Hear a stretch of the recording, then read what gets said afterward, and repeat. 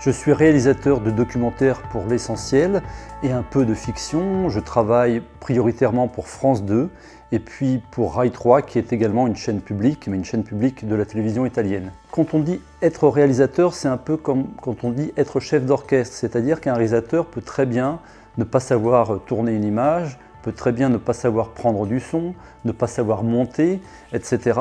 Mais en revanche, il est comme un chef d'orchestre, c'est-à-dire qu'il dirige une équipe de spécialistes. Chacun est spécialiste de son instrument, si on peut dire, la caméra, l'enregistrement du son, le montage, etc. Il est important de savoir que le métier de réalisateur est un métier dans lequel il existe un taux de chômage extrêmement élevé. On estime entre 80 et 90% le nombre de réalisateurs qui sont au chômage. Alors quand on dit au chômage, ça veut dire qu'ils ne travaillent pas suffisamment régulièrement pour ne pas bénéficier de l'intermittence du spectacle, qui est un statut de chômeur, mais qui est un statut qui permet de vivre.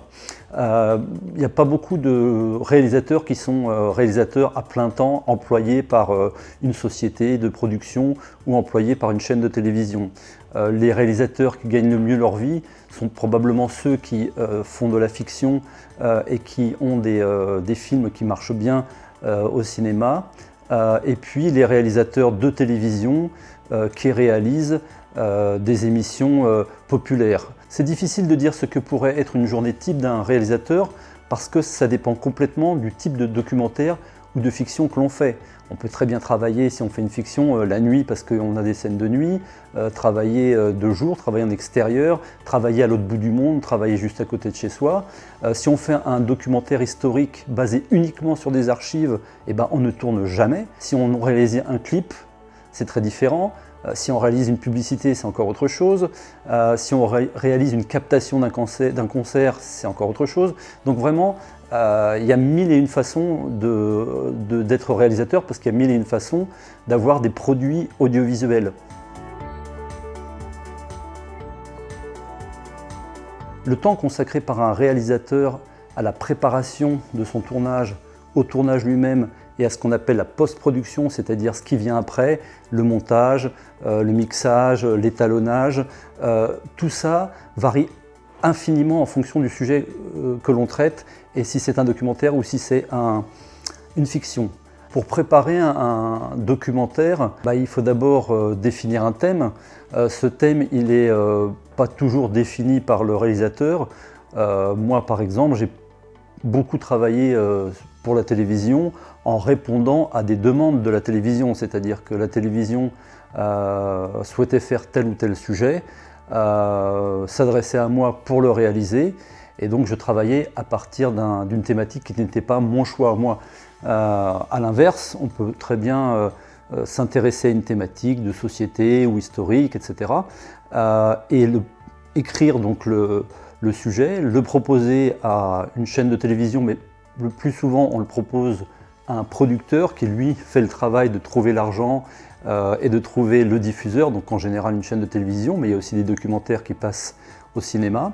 Et puis ensuite, une fois que l'argent est là, on réalise le film. C'est important de dissocier ce qu'est un reportage de ce qu'est un documentaire.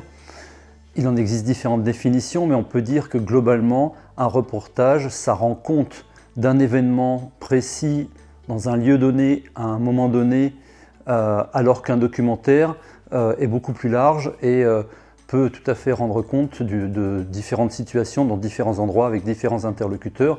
Un reportage, ça va rarement au-delà de 10 minutes. Un documentaire, ça peut être 26 minutes, 90 minutes, 52 minutes.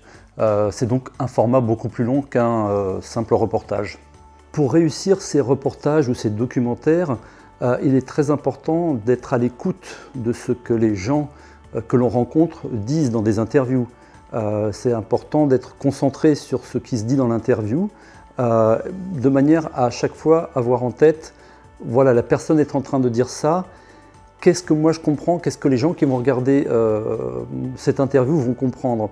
Et de surtout pas hésiter à relancer la personne interviewée, quitte à lui poser des questions qui semblent être des questions élémentaires, très basiques, mais parce que vous vous dites que si on n'a pas tel et tel élément en tête, telle référence culturelle, je ne vais pas comprendre ce que la personne dit ou les spectateurs ne vont pas comprendre de quoi parle précisément cette personne. Un élément aussi très important, c'est les illustrations. C'est-à-dire qu'on peut faire, moi ça m'est arrivé de faire des documentaires composés uniquement de paroles, mais c'est très important aussi d'avoir des illustrations, c'est-à-dire tout ce qui peut, soit en filmant des séquences, c'est-à-dire des moments de vie qui illustrent ce qui peut être dit par ailleurs dans le documentaire.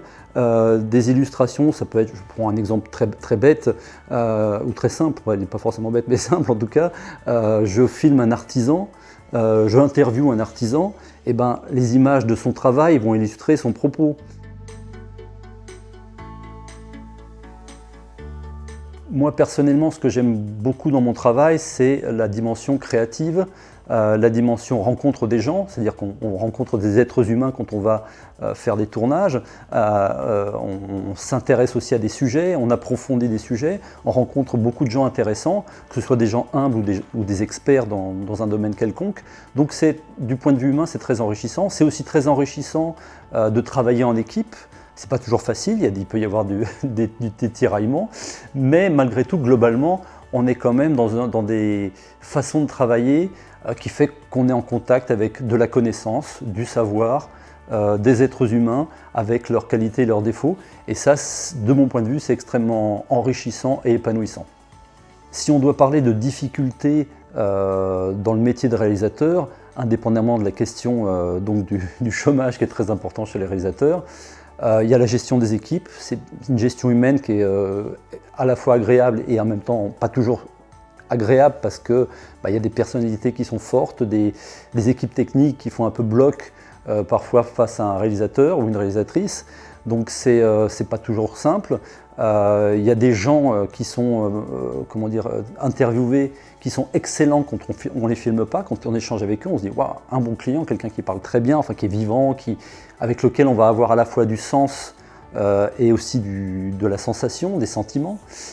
Et puis au moment où on dit voilà, on tourne et on pose des questions, la personne devient très ennuyeuse parce que elle est en représentation, elle se dit je suis filmé, donc il faut que je donne une bonne image de moi-même, donc il faut que je fasse des belles phrases. Ça amoindrit énormément l'impact de ce que la personne peut amener en tant qu'interviewé. Pour devenir réalisateur, il y a bien sûr des écoles après le bac, mais il faut savoir que d'une part, on produit beaucoup plus de réalisateurs qu'il y en a besoin sur le marché du travail, et d'autre part, beaucoup des réalisateurs qui travaillent sont des gens qui ne sont absolument pas passés par les écoles. C'est-à-dire qu'on peut tout à fait se former tout seul. Alors quand je dis tout seul, ça peut être bien de participer à un atelier, un club de vidéo, comme il existe des clubs de photos en France. Il y en a à peu près une centaine au moins sur le territoire. Il y a aussi des gens qui se forment tout seuls avec leurs copains, c'est-à-dire qu'ils s'intéressent au cinéma et puis ils commencent à tourner des fictions entre eux. Et puis c'est comme ça qu'ils développent des savoir-faire. Tout ça, c'est vraiment une formation sur le tas qui est indispensable. C'est-à-dire qu'on fasse une école ou qu'on n'en fasse pas, de toute façon, se former à faire soi-même des films, c'est aussi peut-être pas la meilleure école, mais en tout cas une école complémentaire indispensable. Pour finir, si j'avais un conseil à donner, c'est vraiment d'être à l'écoute de tout ce qui se passe, être à l'écoute surtout des humains qu'on rencontre, de voir la richesse qui se dégage d'eux. C'est pas parce que les gens sont humbles qu'ils sont pas intéressants, je dirais pas, bien au contraire. Des gens érudits sont très intéressants, mais des gens humbles sont aussi très intéressants. Pas seulement parce qu'ils disent oui, mais aussi parce qu'ils expriment dans leurs gestes, dans leur manière d'être, des fois simplement par un regard. Ça dit beaucoup de choses sur l'humanité, sur la société, sur ce qui fait de nous des êtres humains au fond.